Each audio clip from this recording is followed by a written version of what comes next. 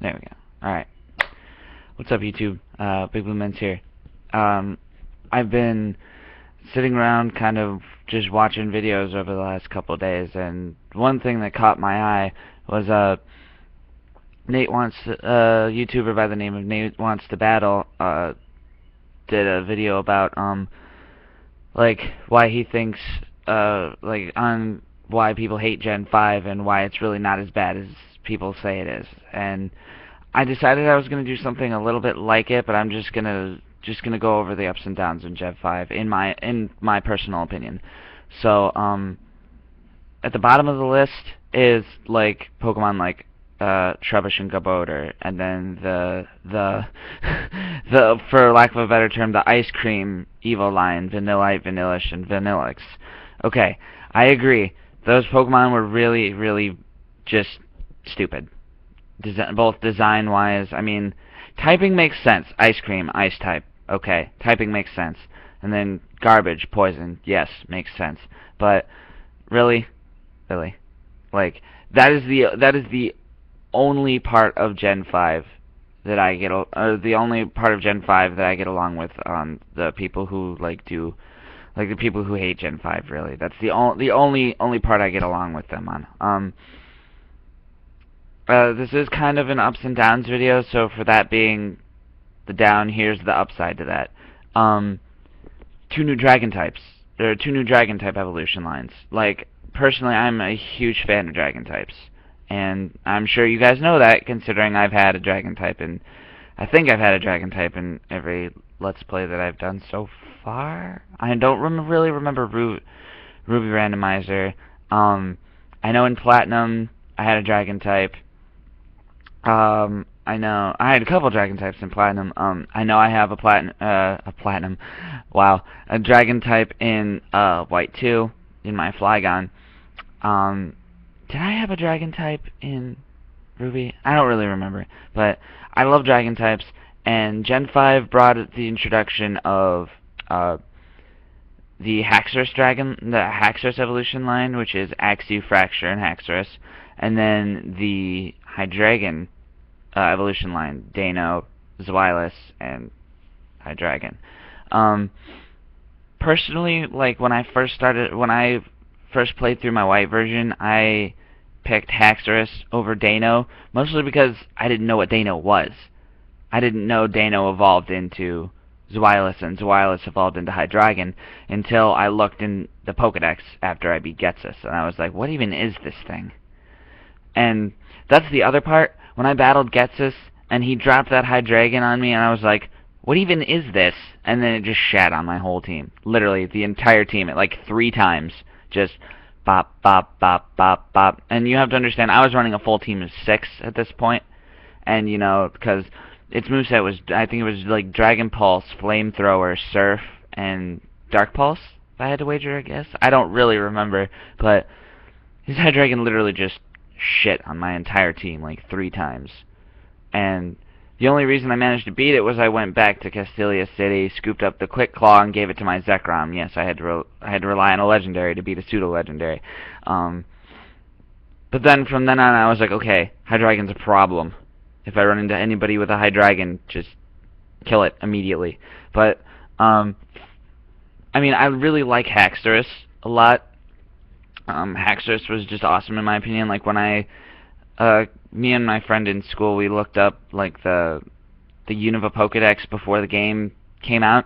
I didn't see like Hydreigon. I think I got down like I went and looked at Zekrom and Reshiram to choose which version I was gonna get, and I picked White because that was Zekrom, and I was like, okay, Zekrom looks freaking awesome. And then in that I had to okay.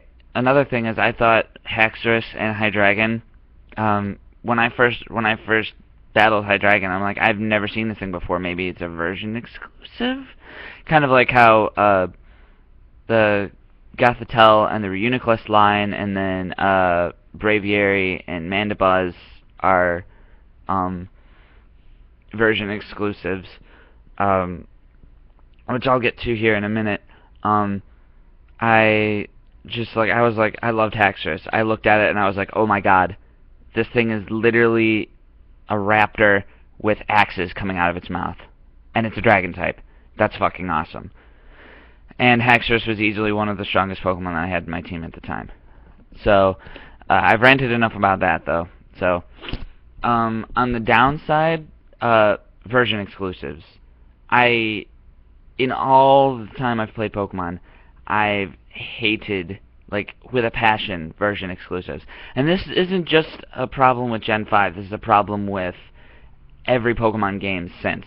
I understand that it encourages player interaction, like, you and your friend get opposite versions, like, I get blue, you get red, you trade me a Growlithe, I'll trade you a Vulpix, you trade me an Ekans, I'll give you a Sandshrew, so on and so forth. I think it's just the stupidest thing ever. I appreciate ROM hackers who will go through a game and make sure that you can get all the version exclusive Pokemon, in a game like Drayano. When Drayano did Hacks of Heart Gold and Soul Silver, Sacred Gold and Storm Silver, he made it so you could get all the version exclusive Pokemon in the game, along with so many other changes. And I love just Drayano's ROM hacks entirely. He makes like, don't get me wrong, I love Gen 5, I love Black and White, I love Black and White 2, but he makes them so much more challenging and just overall better, and I like that. But yeah, version exclusives, like, I played through White, and I didn't pick up a Rufflet during my playthrough, and I didn't realize how powerful Braviary was until I picked up a Braviary, the hidden ability Braviary in White 2, and just kind of, because of its Defiant, and just kind of shat on everything. Really, honestly, I just had a really, really weird thought. Okay, I'll have to look into that.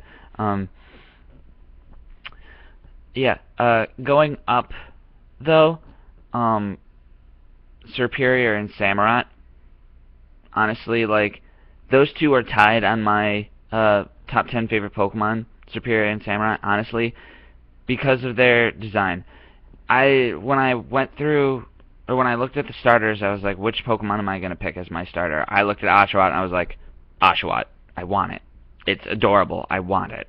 So, I picked up Oshawott, I evolved it again, and then all of a sudden Samurott, and I was like, I should be doing this over here, because there's a light shining over my shoulder. Yeah, but, like, I got Samurott for the first time, and I looked at its moveset, and I was just like, oh my god, this is amazing. So, forgive me. I was just really, really hyped about that. My love for Serperior is a little more recent, mostly, again, thanks to Drayano.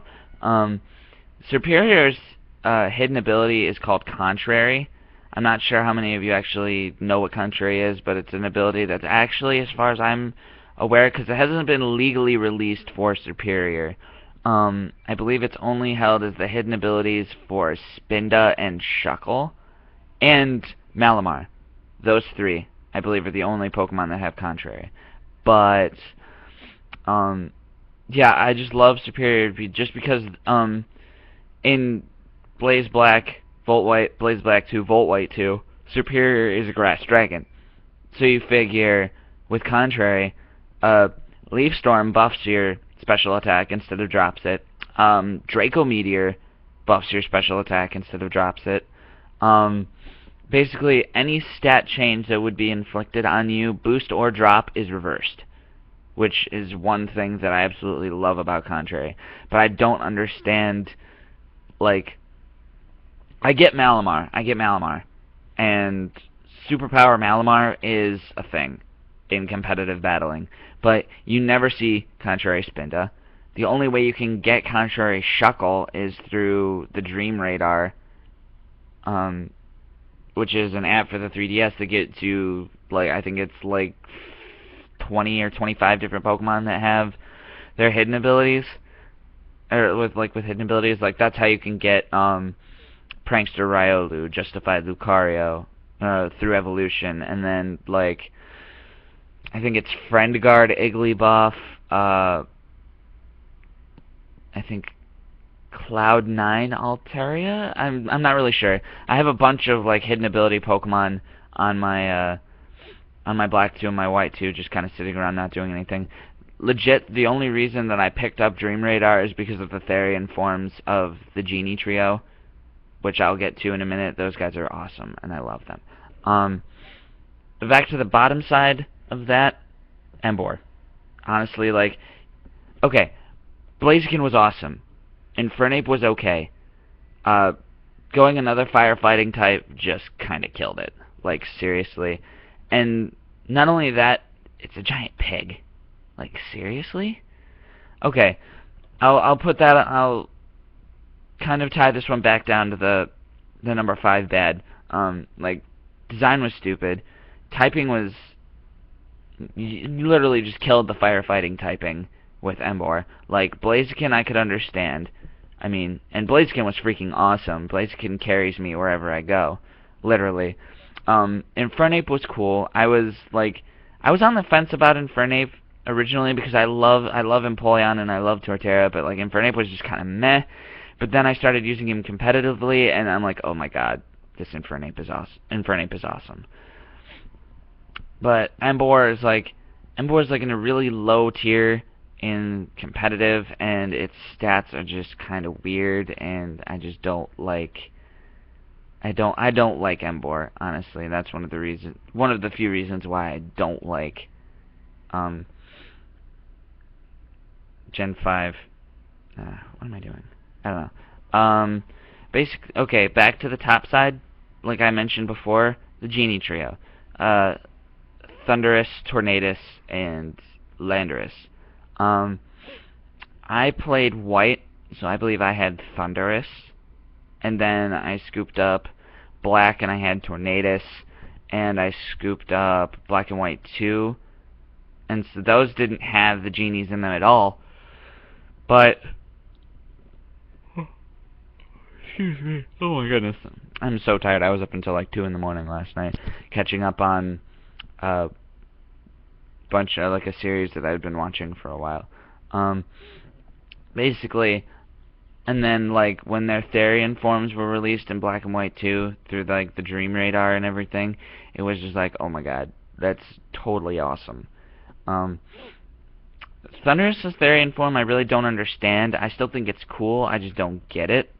Like, why it looks that way. Tornadus' Therian form I like. I like that it's actually, like, a bird, instead of just being this, like, this genie floating on a cloud. Like, they all are. And then Landorus being, like, a giant fucking, like, cat thing, I guess. Because, one of my friends, like, his nickname for his Landorus Therian is Kitty Cat. And he calls it his Kitty Cat Landorus, and I was just like, that's funny. Because it actually looks kind of like some kind of cat. And I think that's really cool. And I love the, utility, I guess is the correct word, competitively with Landorus Therian. You can do basically anything with it. You can make it defensive. It can be your stealth rocker. You can have it be choice scarfed. It can be choice banded. You could run a mixed set. There's so many different things you could do with Landorus. Same with Tornadus. Thundurus, on the other hand, is kind of specific to the special attacking side, simply because it's an electric type, and that's just it. Like, most electric types are special attackers, not counting, like, Electivire and Zekrom. Those are the only two I can think of off the top of my head. I'm sure there are other physical electric types that you can do. But yeah, like, at the bottom, I suppose the number 1 at the bottom is just, like, pacing. For, both for Black and White and for Black and White 2. Don't get me wrong, I liked the stories, just the pacing of the story was in my opinion, was kind of bad. With Black and White, it was like, it started off good. Team Plasma was mysterious, you saw them here and there a little bit, and then once you got towards, like, as you progressed through the game, you saw them more and more, and they just got more and more annoying from then. Like, and then, again, the final climactic, their spoiler alert, their attack on the Pokemon League at the end was like, I did not see that coming. No, not even. Like, it's just like, it happens, and it's like, I didn't even see it coming. But, oh, I'm so sorry. I'm really tired. The pacing was really bad, like, in my opinion. Black and White 2 even more so. Like the reason for Team Plasma even existing in Black and White 2 is honestly just kind of stupid. Like, I understand the remnants of Team, like the ex-Team Plasma guys that set up shop in Jafale City. That I understand a bit more than the what we called, like, when Black and White 2 were first released, my friends and I called them Neo Team Plasma, like technically the new Team Plasma. Basically, the guys who split off to follow Getsus. I don't understand why they were even there. Like, I understand that the Shadow, at the end of Black and White 1, the Shadow Triad made it so that Getsus could escape, but I don't understand why he needed to make a comeback and why he wanted to freeze all of Unova. That was kind of questionable. And, like, for somebody who was picking up Black and White 2 without having played Black and White 1, Team Plasma was mysterious. There's this one group that follows Getsus, who you assume is the big bad guy, and then there's this other group that follows this N dude who no one really knows who he is. You don't really see him until the more climactic part of the story. And that's another thing. In most every Pokemon game, you have the chance to capture a legendary Pokemon. Okay, never mind. Actually, strike that, because you can pick up the Musketeers. You can pick up Virizion, Terrakion, and Cobalion as you adventure. So, never mind that. But, like, you think, like, in most of the Pokemon games, not counting Generation 1, you can scoop up the mascot legendary before you go to challenge the Elite Four. While I actually liked this in Black and White 2, that you didn't pick up Zekrom and Reshiram before you went and battled the Elite Four, having a legitimate legendary, like a base 680 legendary like Zekrom and Reshiram are, would have made going through the Elite Four on my first run so much easier, and I would have enjoyed that, because, like, in the original Black and White, you had the legendary dragon, you had it, but you didn't have it in your party and you couldn't use it. And I actually found it kind of interesting, because I'm pretty sure N was the first villain character who actually was able to control a legendary Pokemon. Not just like awaken, but control. Because, like, you didn't see Team Rocket trying to capture the legendary Pokemon in Generation 1 or Generation 2. You had Maxie and Archie in Gen 3, who awakened Kyogre and Groudon, but were never able to control them. You had Cyrus in Generation 4, who, I guess he managed to control them for a while to, like, start creating his own universe, but then he never actually used them in battle against you, which I actually kind of think would have been interesting, to battle Cyrus at the top of Spear Pillar and battle him with, like, Dialga and Palkia. That would have been pretty interesting, I think. And then Giratina pops up later, like in Platinum. If you could have done that, that would have been awesome. And then Giratina just pops up. Like, that's one of those fights that, like, you can go into, you can try and win, but you know you're going to lose. And then Giratina pops up and basically just saves you, which I think would give Giratina a more heroic, less demonic, more heroic role in the game. I kind of think that would have been cool. But I digress. What was I talking about? Crap. Yeah. Just. Okay, oh my god, that's so sad. I already forgot what I was talking about. originally. Um, not being able to capture the legendary Pokemon. Um, like, I understand that they were trying to take that crutch away from you and all of that, but I didn't really like that. I appreciate it a little bit more now, like when I do Nuzlocke of like Gen 5 Nuzlocke and everything. So I'm not crutching on a legendary Pokemon to carry me, and I have to rely more on like my actual team to bring me through it. But at the same time, having that base 680 legend makes it nice. The number one reason that I like Gen 5, I know I've talked about them a lot in this video, Zekrom and Reshiram. Like, Dragon Fire was, I don't believe, actually I kind of think it was a new concept, because up until then, the only like non-dragon flying Pokemon were Garchomp's evolution line, Dialga, or Flygon, Vibrava and Flygon, Garchomp's evolution line, and then Dialga, Palkia, and Giratina. Those 5 were the only like non plain dragon or non-dragon flying types, because you know you had Dratini, straight dragon, you had Dragonair, straight dragon, Dragonite was dragon flying, Altaria, dragon flying, Bagon and Shelgon were straight dragons, Salamence was dragon flying. Okay, Kingdra also, Kingdra was dragon water. Then you had Gible, Gabite, and Garchomp, which I believe are all dragon ground types. Vibrava and Flygon are also dragon ground. Dialga, dragon steel. Palkia, dragon water. And then, actually, it's the other way. Steel dragon, water dragon, and then Giratina, which is ghost dragon. So, then they introduced Haxorus, which his entire evolution line is just straight dragon.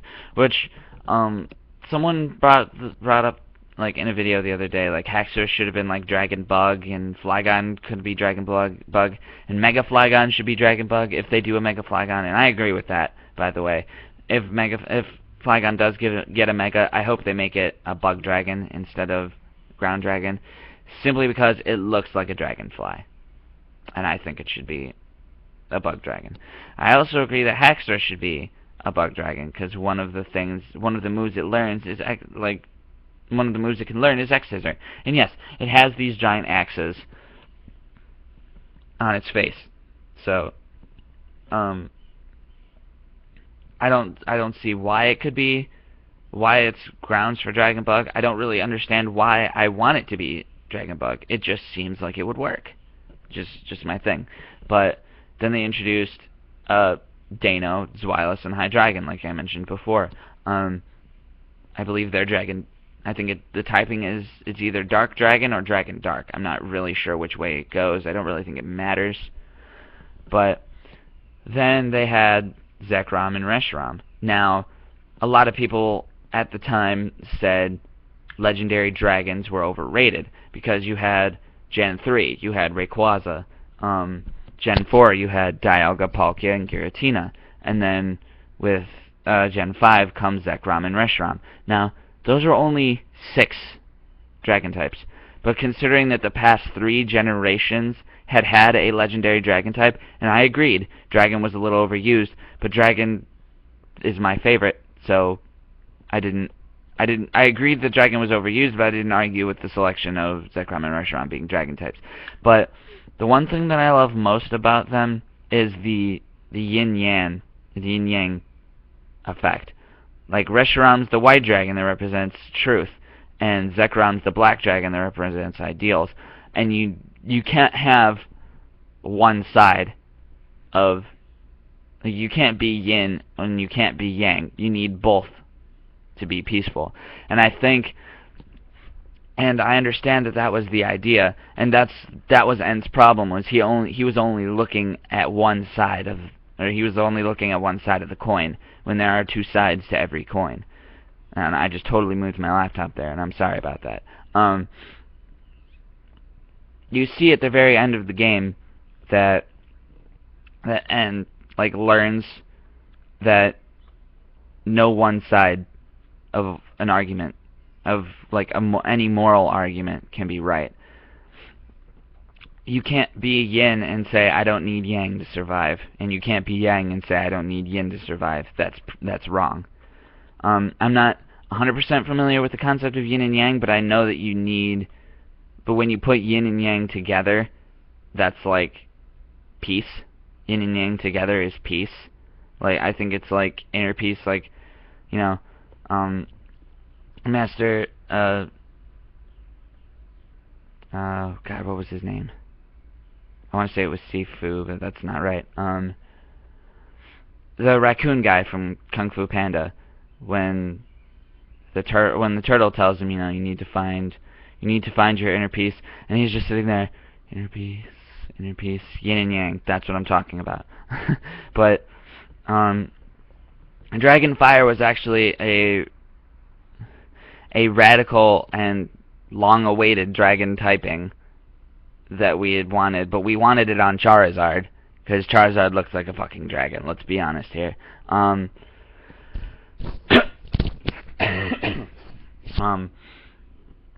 realized I could have muted my mic there, but that's okay. We wanted it on Charizard, but we got Reshiram first. And I'm actually okay with Reshiram. When I watch I think it was movie 14, with Victini, I always watch where Ash gets Reshiram, because I personally think, and it's because of Zekrom's design that I feel like he's better as the quote bad dragon, or the dragon that's aligned with the guy whose ideals are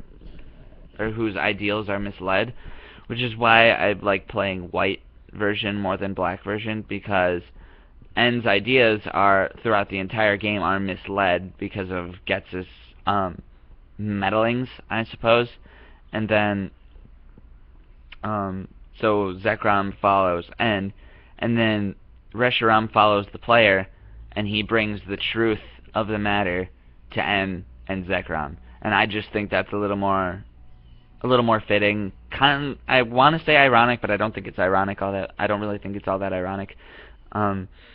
It just seems more fitting to me to have the truth dragon be following the player, and then bring the truth to the opposing hero, the misguided hero, who was being manipulated the entire time by Getzes.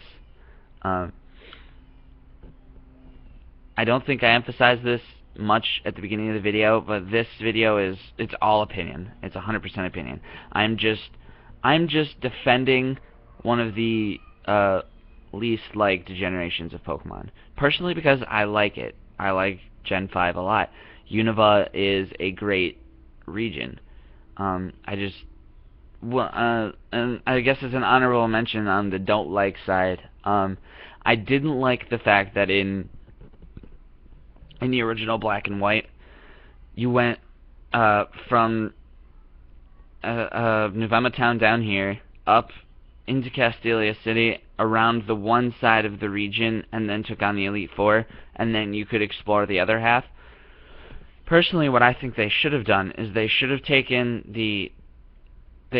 had Black and White and Black and White 2 and merged them together. You go up the one side of the region, and then they have Route 10 blocked off, and they say the Pokemon, Pokemon League is past this way, and your Pokemon aren't strong enough, so you should go train, and so you go back to Nimbasa City and travel around the other side of Unova, and then come back. Like they could have scaled the levels a bit better, and then just made things longer. Like made Opelucid City, make Opelucid City the 8th gym, but then like instead of having it go Striaton City first, Nacrene City second, Castelia third, Nimbasa fourth, Driftvale fifth, and like every city you explored, going up the one side of Unova had a gym. Period. That was it. And then you got to Opelucid City. There was your 8th gym. There was your route to the Elite Four. problem or main story over. Another thing in the running for not like another honorable mention for the not likes in Black and White was there really wasn't all that much post game, and kind of the same, like they've kind of sloped down like post game wise. Like Red and Blue there really wasn't all that much, but like post Elite Four. But post Elite Four in Gold and Silver, you had a whole nother region to explore. Ruby, Sapphire, and Emerald didn't really live up to that, but they added something new in Emerald, the Battle Frontier, which I absolutely adore. I adore the Battle Frontier, and I just, oh my god, I love it so much. Then in Gen 4, Diamond, Pearl, Platinum, you had the Battle Zone, that area in the top right corner of the Sinnoh map that you could go and explore, and you could get new Pokemon there. Then they had the Pal Park, where you could bring Pokemon from your Game Boy games up, and then like Heart Gold and Soul Silver go along with Gold, Silver, and Crystal, because you had post Elite Four, you had Kanto to go and explore. But then Black and White, it was like you explore the other half of the region. You go and catch Kyurem, and you can explore the Abyssal Ruins, and then you go and hunt for the six of the 7 sages. That's it. Like, that was honestly, like, I understand that at the time, like, Wi-Fi battling was starting to become popular. Competitive Pokemon was very popular at the drop of Black and White too.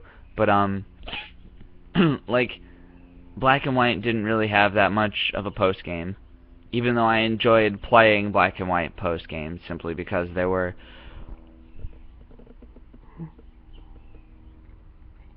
oh my goodness, I am so sorry. There were a bunch of other Pokemon you could go and capture. Like, I literally just explored new areas, catching like older generation Pokemon and bringing older generation Pokemon over just to see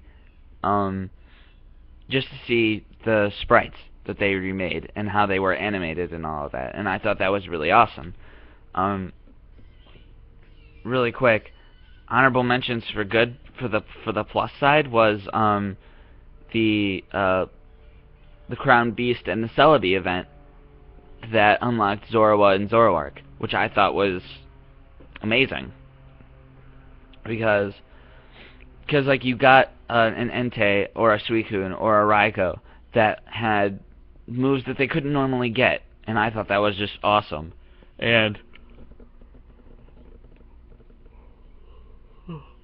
I regret only having scooped up the Entei, because I wish I could have scooped up the Raikou. I wish I could have scooped up the Suicune, and I mean, I got the Entei, and I wish I could have scooped the other 2 up, because the Raikou serves so much better like use competitively, because it gets Aura Sphere, and that's a nice and powerful coverage move that you can run with it. And then having Zoroark is awesome, because just Zoroark in general is just awesome. And then if you wanted to scoop up Zorua with the Celebi event, you get Zorua, train it, you get Zoroark. Problem solved. And then, so yeah, there's that. But then going back to like post-game stuff, there really wasn't all that much post-game in Black and White. Granted, there wasn't as much post-game in Black and White 2 either, but you had the opportunity to go and challenge.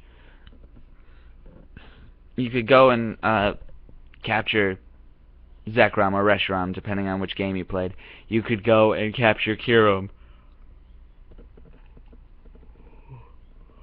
Pardon me. I'm sorry. You could go and explore the Abyssal Ruins, which you could do in regular Black and White as well, but I never really did that either way. You could take the Unova challenge, which is challenging the Black Tower, White Tree, Black Cities, the Black Tower, or White Tree Hollow, in White Yeah, in Black City or White Forest. That's what it is. You could challenge Black Tower or White Tree Hollow. The Unova challenges it was called.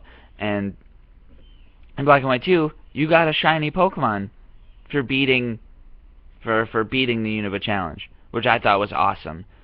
And I loved the shiny Gibble that I got in my Black 2.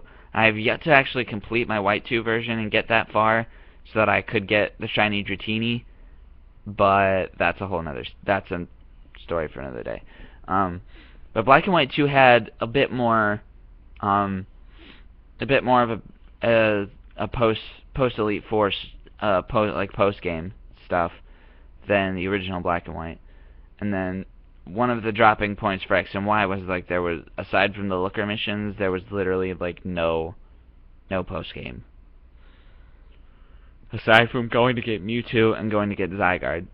And that was really it. It was like looker missions, Mewtwo, Zygarde, okay, game's done. I'm still waiting for an event for the Koroway train. I'm like, honestly, I'm wondering what the hell that's all about. Like, is that gonna take us to the mountain where Volcanian's hiding? Like, I don't know. We'll find out, I guess. But yeah, that's gonna be it for this video. This ran quite a bit longer than I expected to, kind of because I rambled there at the end. But I know a lot of people don't like Generation 5, and most of it is because of like they look at Garbodor and like Vanillix and go, okay, designs for these Pokemon suck, they're not original, let's just say fuck the whole generation. But like like I said at the beginning of the video, I like Generation 5, and like there were a lot of, in my opinion, there were a lot of cool and original Pokemon that came out of it. And this was just me taking the opportunity to defend one of the generations that I like more so than some of the others. But that's gonna be it for this video. I hope you guys enjoyed. Drop a like for me if you did. Comment why you do or don't. There we go. Why you do or don't like Generation 5. Let me know. We can talk about it if you want in the comment section. But I am the Big Blue. I hope you guys enjoyed the video, and I am the Big Blue Mints, and I am flying out of here. Peace.